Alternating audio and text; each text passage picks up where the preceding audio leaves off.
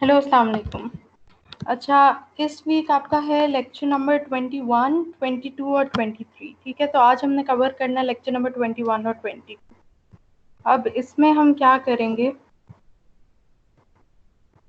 Book निकाल लेते हैं। ठीक है, आपने पहले जो 2 चैप्टर्स कवर किए हैं ना, एक है प्रेजेंट वर्थ मेथड और एक है फ्यूचर वर्थ मेथड।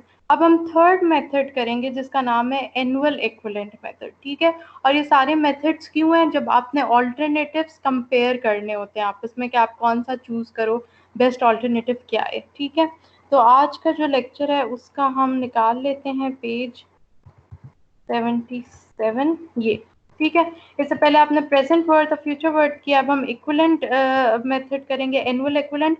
और ये बिल्कुल ना उसी तरह का, इसमें भी रेवेन्यू डोमिनेटेड और कॉस्ट डोमिनेटेड मेथड्स होंगे। ठीक है, बस सिर्फ ये है कि फॉर्मूला में थोड़ा डिफरेंस है, तो जहाँ जहाँ फॉर्मूला आएगा वो मैं आपको बता दूंगी कि कहाँ से करना है। ठीक है जी, रिकॉर्डिंग में चेक कर लूँ हो रही है।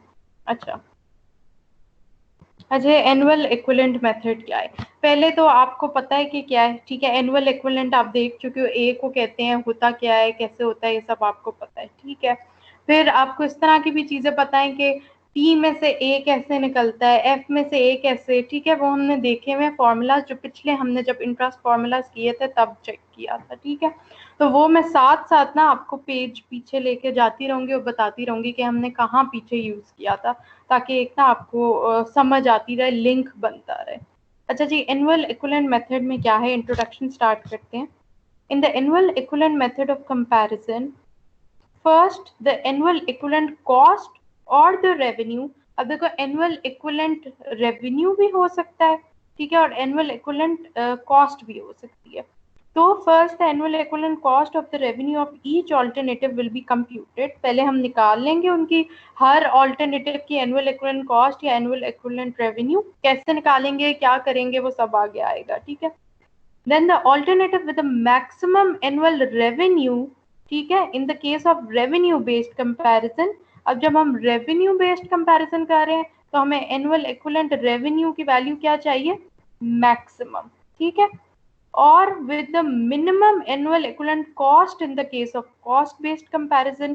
जब हम cost based comparison करेंगे annual equivalent cost का, तो हमें कौन सी एनुअल इक्विवेलेंट कॉस्ट हम सेलेक्ट करेंगे, जो मिनिमम होगी, क्योंकि कॉस्ट हमेशा हमेशा क्या चाहिए होती है, मिनिमम चाहिए होता है। रेवेन्यू से करेंगे तो रेवेन्यू हमेशा क्या चाहिए होता है, मैक्सिमम चाहिए होता है। तो जो कंपेयर करेंगे उनमें से will be selected as the best alternative. ठीक है, वो जिस तरह अगर रेवेन्यू के लिए कर रहे हैं तो मैक्सिमम वाले को हम बेस्ट ऑल्टरनेटिव करके सेलेक्ट करेंगे, और अगर कॉस्ट के लिए कर रहे हैं एनुअल इक्विवेलेंट कॉस्ट जो मिनिमम होगी वो हमारा बेस्ट ऑल्टरनेटिव होगा और हम उससे सेलेक्ट करेंगे। ठीक है, ये हो गया। आगे अब क्या है, ये आपने पढ़े में है कैश फ्लो डायग्राम्स। सबसे पहले आ गया revenue dominated cash flow diagram. A generalized revenue-dominated cash flow diagram to demonstrate the annual equivalent method of comparison। अब हम कौन से मेथड कर रहे हैं, annual equivalent। पीछे हमने कौन से किए थे, प्रेजेंट वर्थ या फ्यूचर वर्थ। ठीक है, annual equivalent method of comparison अभी हम कर रहे हैं, लेकिन इसका जो भी है कैश फ्लो रेवेन्यू डोमिनेटेड वो उसी तरह होगी। हमें पता है यहाँ आएगा जीरो पीरियड पे पी। पी क्या है, P represents an initial investment.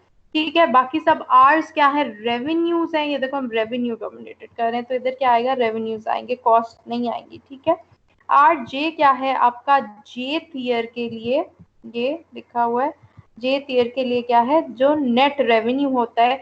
Net revenue क्या होता है, हमें पता है, रेवेन्यू में से जब आप डायरेक्ट एक्सपेंसेस वगैरह काट देते हो, जो भी आपको रेवेन्यू रिसीव हो रहा है उसमें से जो आपके डायरेक्ट एक्सपेंसेस हैं उसे निकाल के जो रेवेन्यू बचता है वो क्या है, एक्सपेंसेस क्या होते हैं, जो आपके कॉस्ट, जो आपको पैसे पड़ रहे हैं, जो आपको देने पड़ रहे हैं। ठीक है, उनको निकाल लो, आपका जो रेवेन्यू रिसीव हो रहा है इस ईयर में, जेथ ईयर में, तो वो पीछे क्या बचता है, नेट रेवेन्यू। एन क्या हो गया, टोटल नंबर ऑफ ईयर्स हो गए। ठीक है, हमें पता है जो, और ये क्या है आपका, उसके लिए रेवेन्यू हो गया आर एन, यानी कि जो भी आपकी वैल्यू है रेवेन्यू की। और एस क्या है, salvage value at the end of the nth year. ठीक है, सैल्वेज वैल्यू क्या है, जो हमारी रीसेल वैल्यू है। ठीक है, अच्छा जी, अब क्या है, the first step is to, अच्छा इसमें क्या है, 2 स्टेप्स हैं। पहले में आपने देखा था जब प्रेजेंट वर्थ आपने निकालनी थी तो डायरेक्ट आपने फॉर्मूला लगाया, आपकी प्रेजेंट वर्थ निकल आई। फ्यूचर वर्थ के लिए भी इसी तरह था, फ्यूचर वर्थ निकालनी थी, डायरेक्ट फॉर्मूला निकाला, फ्यूचर वर्थ निकल आई। अब क्या है कि इसमें दो स्टेप्स हमने कैसे लेने हैं।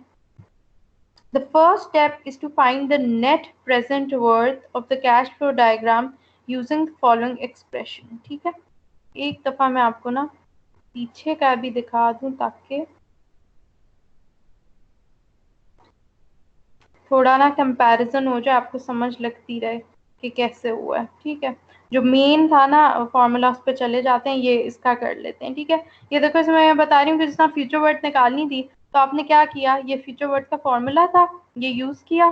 ठीक है, और बस कॉस्ट का क्या था, उसका फॉर्मूला था, यूज किया और बस। ठीक है, न्यूमेरिकल्स में भी बस थोड़ा बहुत चेंज है, लेकिन बेसिक यही था कि जैसे हमने एफ डब्ल्यू जब फ्यूचर वर्थ निकाल ली, डायरेक्ट एक फॉर्मूला से निकाल ली। ठीक है, लेकिन अब उन्होंने हमें क्या कहा है कि दो स्टेप्स हैं। ठीक है, पहले में क्या करना है, अभी हम अपना जो चैप्टर है उस पर आ गए, एनुअल इक्विवेलेंट। पहले तो आपने निकाल लेनी है प्रेजेंट वर्थ। ठीक है, अब इसके भी दो तरीके हैं, आगे एक ऑल्टरनेट आएगा जिसमें हमें बताएंगे कि आप फ्यूचर वर्थ से भी निकाल सकते हैं। अभी दिमाग में आपने क्या रख रहे हैं, प्रेजेंट वर्थ से हम निकाल रहे हैं। अब जब प्रेजेंट वर्थ से हम निकाल रहे हैं, ठीक है, और कौन सा प्रेजेंट वर्थ यूज कर रहे हैं कैश फ्लो, या तो हम कर सकते हैं कौन सा, कॉस्ट वाला, या हम कर सकते हैं रेवेन्यू वाला। तो because here we are using the revenue dominated method, तो यहाँ पे हम कौन सा यूज करेंगे, रेवेन्यू वाला। ठीक है, अच्छा जी, अब पहले तो हम जो चीजें थी वो दोबारा चेक कर लेते हैं कि उसी तरह है कि नहीं है। क्या क्या चीजें थी, एक तो हमारा था कंपैरिजन। ठीक है, वो हम देख लेते हैं। पहली बात है कि हम रेवेन्यू वाला यूज कर रहे हैं, तो इन चीजों के साथ पी वगैरह के साथ माइनस है और आर और एस के साथ प्लस है।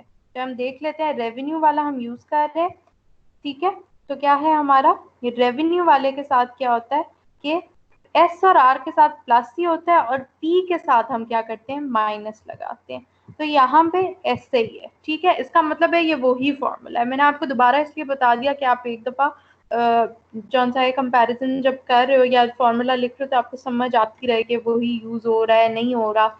इसका मतलब है जब एनुअल इक्विवेलेंट मेथड आपने यूज करना है तो उसमें जो फर्स्ट स्टेप होगा उसमें आपने सेम जो पिछले वाला फॉर्मूला था प्रेजेंट वर्थ का रेवेन्यू के लिए वही यूज करना है। ठीक है, वही सारी चीजें हो गई, प्लस उसी तरह माइनस पी के साथ है वही चीज है। ठीक है, दूसरी चीज क्या थी, हमने देखी थी फ्यूचर वर्थ के लिए तो था ना कि इस प्रेजेंट के साथ चीज मल्टीप्लाई होगी, लेकिन देखो इधर हो रही है, तो ये क्या है, हमारा प्रेजेंट वर्थ है, एक ये डिफरेंस था। ठीक है, अब एक और क्या था, हमने कहा था कि डिवाइड होंगे यहाँ पे जो भी फैक्टर है। ठीक है, वो डिवाइड हो रहे थे प्रेजेंट वर्ड के लिए, तो वही हो रहा है। ठीक है, तो यहाँ अब जो फॉर्मूला था वो हम देख लेते हैं। ये फॉर्मूला था प्रेजेंट वर्ड का, ये देखो माइनस प्लस, ये चीज डिवाइड हो रही है, यहाँ पे प्लस है, ये फैक्टर इधर मल्टीप्लाई हो रहा है, सेम टू सेम यहाँ पे वही चीज है। ठीक है, मतलब कि वही फॉर्मूला है, डिटो वही फॉर्मूला है। ठीक है, मैंने कहा एक दफा आपको निकाल के दिखा दूं ताकि थोड़ा क्लियर रहे। ठीक है जी, अब फॉर्मूला में जो एक्सपेंडिचर है वो उनको नेगेटिव साइन दिया है, revenues are assigned with the positive sign, ये चीज हमने सारी देख ली है। ठीक है, अच्छा, अब सेकंड स्टेप देखो, पहले जो थे चैप्टर्स उनमें एक ही स्टेप था, प्रेजेंट वर्ड और फ्यूचर वर्ड के लिए। अब इसमें क्या है, दो स्टेप्स हैं। पहले तो आपने प्रेजेंट वर्ड निकाला, अब आप प्रेजेंट वर्ड से क्या निकालोगे, एनुअल इक्विवेलेंट। ठीक है, क्योंकि आपका बेसिकली जो मेथड है वो है ही एनुअल इक्विवेलेंट। लेकिन एनुअल इक्विवेलेंट जो भी है, रेवेन्यू निकाल रहे हो या एनुअल इक्विवेलेंट कॉस्ट निकाल रहे हो, वो डायरेक्ट किसी फॉर्मूला से नहीं निकलता, बल्कि पहले आपको प्रेजेंट वर्ड या फ्यूचर वर्ड निकालना पड़ता है और उससे आपको एनुअल इक्विवेलेंट निकालना है। अब क्योंकि हमें पता है कि ये एनुअल इक्विवेलेंट रेवेन्यू था, तभी हमने पीछे क्या है, present word revenue method use किया, तो कॉस्ट नहीं बल्कि रेवेन्यूज यूज हुए हैं। ठीक है, ये बात तो बिल्कुल आई थिंक क्लियर है, मैं काफी दफा आपको बता भी चुकी हूँ पीछे, अभी मैं साथ साथ इसलिए कह रही हूँ ताकि आपको पता लगता जाए, पीछे वाली चीज रिमाइंड होती रहे। ठीक है, अच्छा जी, अब सेकंड स्टेप में एनुअल इक्विवेलेंट वैल्यू कैसे निकालनी है, ये देखो, प्रेजेंट वर्ड से अब हमने एनुअल इक्विवेलेंट निकालना है। तो कैसे निकालेंगे कि जो भी प्रेजेंट वर्थ वैल्यू आपकी इधर आई, जो भी यहाँ पे वैल्यू आई थी, एक चीज याद रखनी है, ये PWI है, इसका ये मतलब नहीं है कि I यहाँ क्या हो रहा है, मल्टीप्लाई हो रहा है। ये क्या है, प्रेजेंट वर्थ विद I की वैल्यू, तो जो भी वैल्यू आएगी वो यहाँ लिख दोगे। सपोज इस फॉर्मूला से आपके पास ये वैल्यू आई 500, तो PWI की जगह क्या आएगा, 500। यहाँ ये नहीं होगा कि आप 500 मल्टीप्लाई बाय कुछ करते रहो, आई की वैल्यू पुट करते रहो, जैसा 0.20 है या something. No, PWI means the value of present worth when there was some interest rate. ठीक है, जो भी वैल्यू आएगी उसको डायरेक्ट यहाँ लगाओगे। अब साथ मल्टीप्लाई कौन सा फैक्टर हो रहा है, ठीक है, ये क्या है, A by P comma I comma N, जो कि ये फैक्टर है। ये क्या है, it is called an equal payment series capital recovery factor. हमें पता है कि जब भी हमें प्रेजेंट वैल्यू गिवन होती थी उससे हम ए निकाल सकते थे। हमारे पास इंटरेस्ट फॉर्मूलाज 5 फॉर्मूलाज थे, उनमें से कोई भी एक फॉर्मूला यूज कर सकते थे। यहाँ पे कौन सा फॉर्मूला यूज हो रहा है, जो फॉर्मूला जहां से हमने P से A निकाला था। ठीक है, थे तो बहुत सारे, F से P निकाला, P से F निकाला, सारा कुछ। यहाँ हमारी रिक्वायरमेंट क्या है कि हमने P से A निकालना है, तो कौन सा फॉर्मूला यूज होगा, कौन सा मोड ऑफ इन्वेस्टमेंट यूज होगा, जो कि है annual payment series capital recovery factor. ठीक है, एक दफा हम चले जाएंगे पीछे और हम चेक कर लेंगे कि फॉर्मूला कहाँ था। पेज नंबर हम जाते हैं 43 पे। ठीक है जी, ये वाला जो फॉर्मूला है ना आपका, ये यूज हो रहा है। ठीक है, मैं एक दफा आपको दोबारा, ये देखो, annual payment series capital recovery factor है। ठीक है, ये annual payment series capital recovery amount, ये मैंने आपका कौन सा चैप्टर निकाल लिया, जो चैप्टर नंबर 3 था, जिसमें इंटरेस्ट रेट्स वगैरह थे। ठीक है, इसमें हम देखें, ये हमने निकाला है, ये देखो, P से A निकाला था तो हमने साथ ये यूज किया था। ठीक है, तो सेम नीचे क्या है, इन्होंने यही यूज कर लिया है, I multiply by 1 plus I raise to power n divided by 1 plus I raise to power n, ठीक है, होल माइनस 1। ठीक है, तो यही वाली चीज क्या है, नीचे यूज हो गई। यहाँ पे PW इन्होंने वैल्यू यूज कर लिया और साथ ये फैक्टर मल्टीप्लाई कर दिया। ठीक है, तो आपको आई होप अब समझ आ गई होगी, कोई कंफ्यूजन नहीं होगी कि फॉर्मूला में ये चीज़ कहाँ से आ गई, वो चीज़ कहाँ से आ गई। सिंपल क्या है, हम एनुअल इक्विवेलेंट मेथड यूज कर रहे हैं, जिसमें हम रेवेन्यू डोमिनेटेड कर रहे हैं। सबसे पहले हमने प्रेजेंट वर्ड से रेवेन्यू वाले मेथड से प्रेजेंट वर्ड निकाली, और उस फिर प्रेजेंट वर्ड को हमने जो हमारा equal payment series capital factor था उससे मल्टीप्लाई कर दिया। उससे क्यों कर दिया, क्योंकि उसी में हमें P से A की वैल्यू निकल रही थी, वो मैंने आपको पीछे दिखा भी दिया है। ठीक है, ये वाला सही।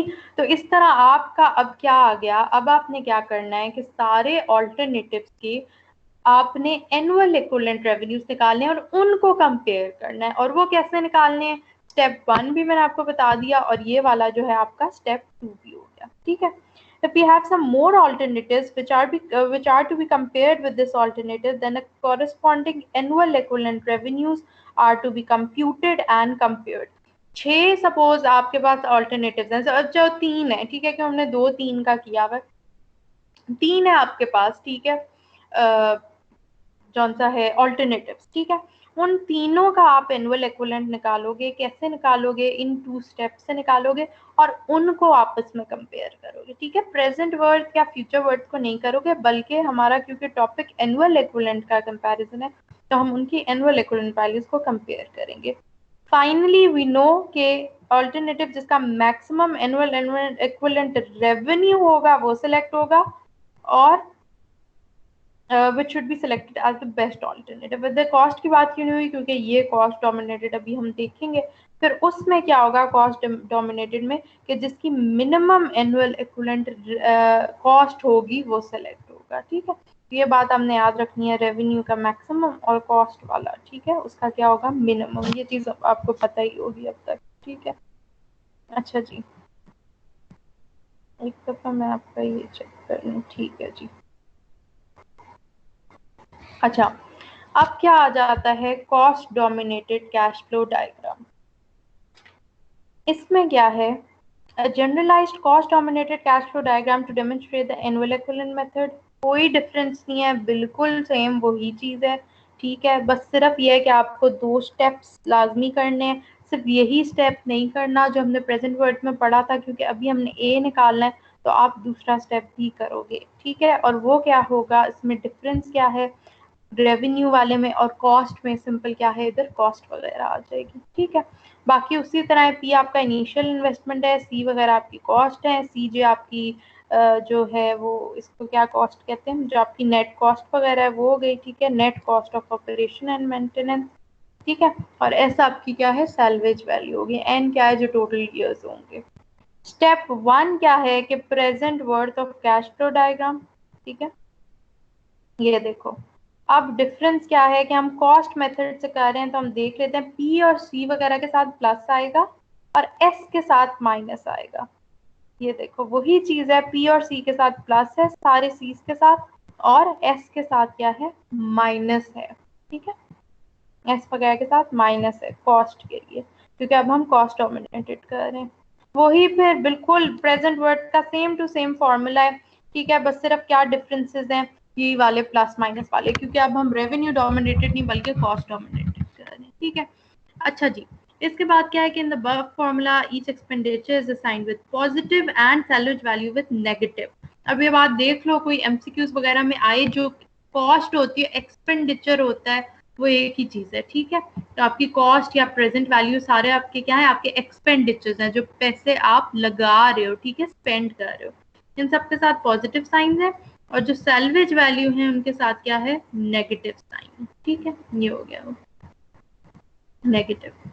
अच्छा, अब क्या है, सेकंड स्टेप आपको पता है करना है, क्योंकि obviously we need the annual equivalent cost and not the present worth. ठीक है, अब क्या है, आपने प्रेजेंट वर्ड की पूरी वैल्यू को यहाँ भी याद रखना है, आई मल्टीप्लाई नहीं हो रहा, ये यही वैल्यू है।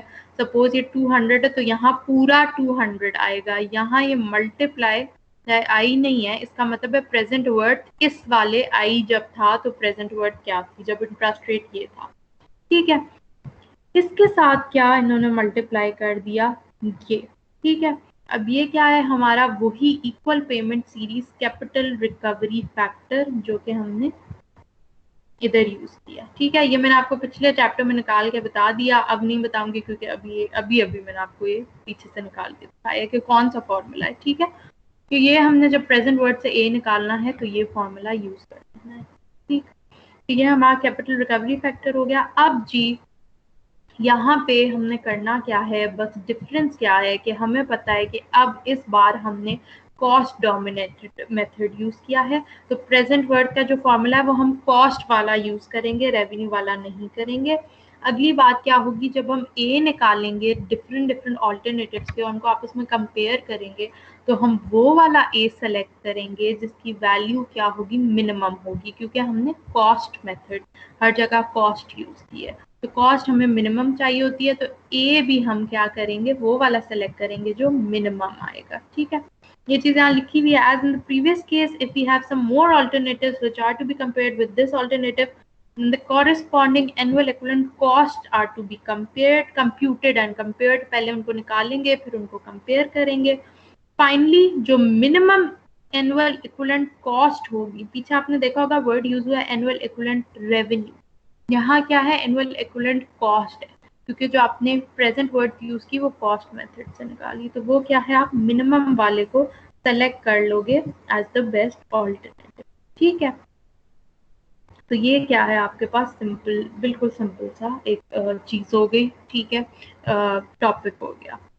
अब क्या है, इन्होंने क्या कहा है कि if we have some non-standard cash flow diagram then we'll have to follow the general procedure। ठीक है, अब वो क्या कह रहे हैं, अगर हमारे पास इस तरह की कैश फ्लो जो स्टैंडर्ड है वो नहीं है, जनरल है, तो फिर हम क्या करेंगे, जिस तरह हमने देखा था कि सारों को टाइम 0 पे रख के आपस में क्या कर लेना है, कंपेयर कर लेना है कन्वर्ट करके। ठीक है, अच्छा वो चीज आपको मैं बाद में बताऊंगी, इसका अभी इतना सोचने की जरूरत नहीं है। ठीक है, जब जरूरत पड़ेगी तो मैं आपको बता दूंगी। अच्छा जी, अगला क्या है आपका ऑल्टरनेट अप्रोच। अब सबको पता है कि ऑल्टरनेट अप्रोच क्या होगी, क्या होगी, कि अभी जो भी अप्रोच थी वो हमने किससे निकाला है, सारा कुछ ए प्रेजेंट वर्ड से। तो ऑल्टरनेट अप्रोच क्या है कि आप फ्यूचर वर्ड से भी निकाल सकते हैं एनुअल इक्विवेलेंट। ठीक है, क्योंकि आपने पहले भी पिछले चैप्टर्स में भी देखा था कि एनुअल इक्विवेलेंट जो थी आपकी वो P से भी निकल सकती है और F से भी निकल सकती है। तो यहाँ भी क्या है कि आपने जब कॉस्ट निकालनी है तो प्रेजेंट वर्ड जो कॉस्ट वाला है वो यूज कर लो, जब आपने रेवेन्यूज निकालने हैं एनुअल इक्विवेलेंट तो आप प्रेजेंट वर्ड रेवेन्यू यूज कर लो। लेकिन क्या है उसका ऑल्टरनेट क्या है कि अगर आपने कॉस्ट वाले एनुअल इक्विवेलेंट निकालने हैं तो आप फ्यूचर वर्ड्स जो कॉस्ट है वो भी निकाल सकते हो, ठीक है, कॉस्ट मेथड में। तो सिर्फ क्या डिफरेंस है कि आपने फ्यूचर वाला भी यूज कर सकते हो, ठीक है। ये अब हम देख लेते हैं जो हमारी ऑल्टरनेट अप्रोच है ये। Instead of first finding the present worth and then figuring out the annual equivalent cost revenue, an alternate method which is as explained below can be used. अब इसमें क्या होगा, in each of these cases presented in section 2, 6.2, 6.3, in the first step, one can find the future worth of the cash flow of each of the alternative. ठीक है, उन्होंने क्या कह दिया कि सिर्फ क्या डिफरेंस है alternate approach में कि जो आपका फर्स्ट स्टेप था पहले आपने प्रेजेंट वर्ड निकाली थी, आप ऐसा कर सकते हो कि आप फ्यूचर वर्ड भी निकाल सकते हो और फिर सेकंड स्टेप क्या है कि उस फ्यूचर वर्ड से आप एनुअल इक्विवेलेंट कॉस्ट या रेवेन्यू अपना निकाल सकते हो, ठीक है।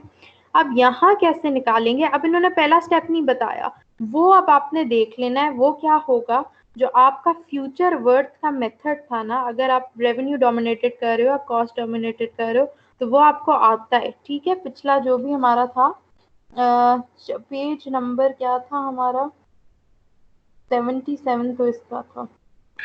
अच्छा एक दफा मैं आपको आई थिंक 60 या 64 था, एक दफा चेक कर लेते हैं। 60 नहीं है 64। हाँ ये ठीक है। इसमें क्या है, आपने ये वाला फॉर्मूला यूज करना है, ठीक है। रेवेन्यू के लिए ये वाला करोगे, अगर एनुअल इक्विवेलेंट रेवेन्यू चाहिए तो उसके फर्स्ट स्टेप में फ्यूचर वर्थ रेवेन्यू वाले से निकलनी चाहिए, या क्या है कॉस्ट के लिए ये वाला यूज करोगे, ठीक है। तो उन्होंने लिखा नहीं है क्योंकि ऑब्वियसली आप पहले कर चुके हैं तो आपको पता है कि फ्यूचर वर्थ कैसे निकलती है, ठीक है जी। तो ये हम क्या है अपने टॉपिक को कंटिन्यू करते हैं जिसमें हमने फ्यूचर वर्थ निकाल ली इस मेथड से।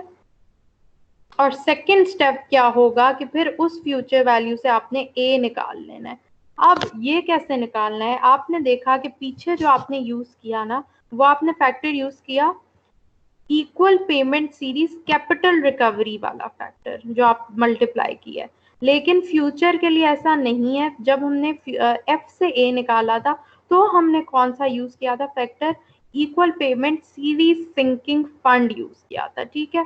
तो ये जो है ये एक equal payment series sinking fund है, ठीक है।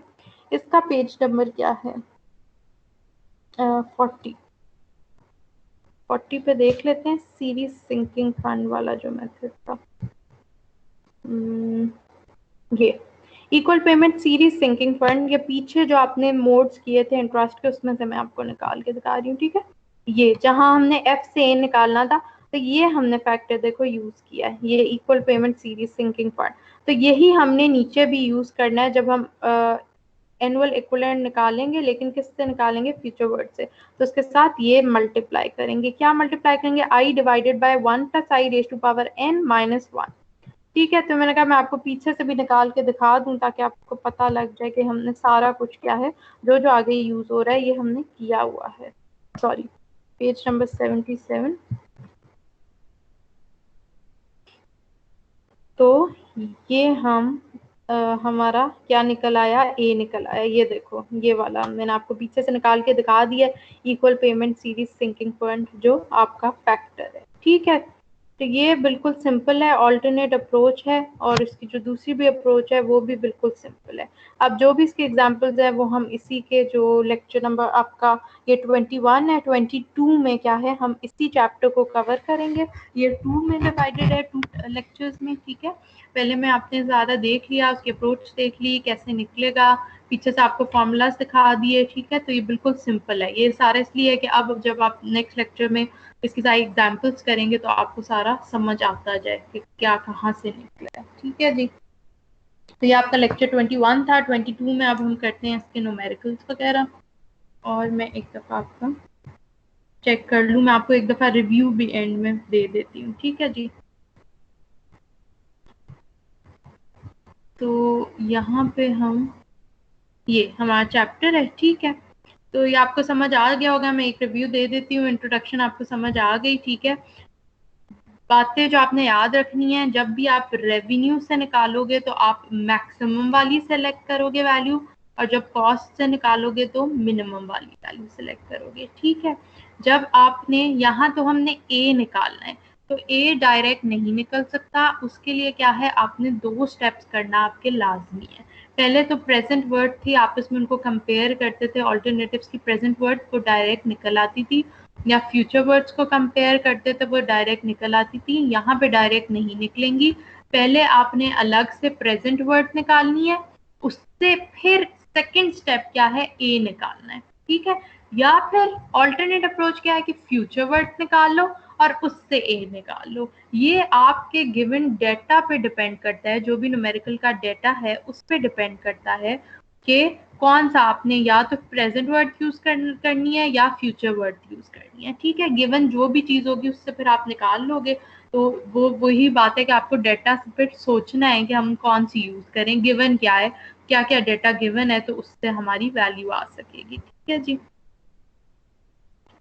तो ये आपका ये ऑल्टरनेट अप्रोच हो गई, इसमें भी यही फ्यूचर वर्ड वाली बात हो गई। एक तो आपको जाहिर सी बात है उससे देखना है न्यूमेरिकल से कि अगर प्रेजेंट वर्ड गिवन है तो क्या प्रेजेंट वर्ड ही यूज करोगे, फ्यूचर वर्ड गिवन है तो ये वाली अप्रोच यूज करोगे।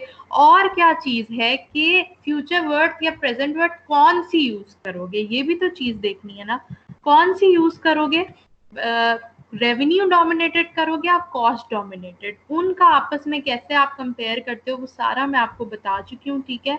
कि आपने कैसे देखना है कि यहाँ पे हम कॉस्ट वाली यूज करें या रेवेन्यू वाला मेथड यूज करें, ठीक है। तो जब आपको अगर क्वेश्चन में कहीं लिखा हुआ है कि आप निकालें, यहाँ पे वर्ड यूज हुआ है एनुअल इक्विवेलेंट रेवेन्यूज निकालें, तो आपको पता है कि या प्रेजेंट वर्ड या फ्यूचर वर्ड जो भी निकाल रहे हो, जैसे आप एनुअल इक्विवेलेंट निकालोगे, जो भी निकाल रहे हो, लेकिन वो किस मेथड से निकलनी चाहिए, रेवेन्यू डोमिनेटेड से ही निकलनी चाहिए, ठीक है जी। अगर आप निकाल लें annual equivalent revenue, suppose present word से, और प्रेजेंट वर्ड आपने निकाली भी कॉस्ट वाले फॉर्मूला से, ठीक है। ये मैं ऊपर आपको दिखा देती हूँ, सपोज यहाँ पे आपने कॉस्ट वाला यूज किया हुआ है, तो वो क्या हो जाएगा, गलत होगा, ठीक है। तो ये बात ध्यान में रखनी है कि जब रेवेन्यूज निकाल रहे हो तो फिर रेवेन्यू से ही मेथड से आपने निकालना है, ठीक है। या आपके पास क्या आया है, एनुअल इक्विवेलेंट, दूसरा क्या है, एनुअल इक्विवेलेंट कॉस्ट है, ठीक है। तो कॉस्ट जब है तो आपको पता होना चाहिए कि आपने फिर प्रेजेंट वर्ड किससे निकालनी है, कॉस्ट से, या फिर फ्यूचर वर्ड किससे निकालनी है, कॉस्ट से, ठीक है। तो ये क्या है, ये चीजें जो थोड़ी बहुत है आपको क्या रखनी है, ध्यान में रखनी है, ठीक है जी। बाकी आई थिंक ये कवर हो गया है, बस अब हम अगले अपने लेक्चर पे चलते हैं, जिसमें हम क्या करेंगे, इनके न्यूमेरिकल समझेंगे, ताकि हमें समझ आए कि क्या कैसे कंपैरिजन है, क्या डिफरेंस है, ठीक है जी। ये कंपैरिजन आप प्लीज सही से याद कर लें, देख लें, अपने पास रख लें, ताकि आपको पता चलता रहे इक्वेशंस कैसे बननी है। जरूरी नहीं है सारा वक्त बनी हुई आपके पास होंगी, कि कुछ कुछ में आपने खुद इसको देखना है, ठीक है, बनानी है। तो इसलिए ये चीज आप क्या है, बहुत ध्यान से करना, ठीक है जी।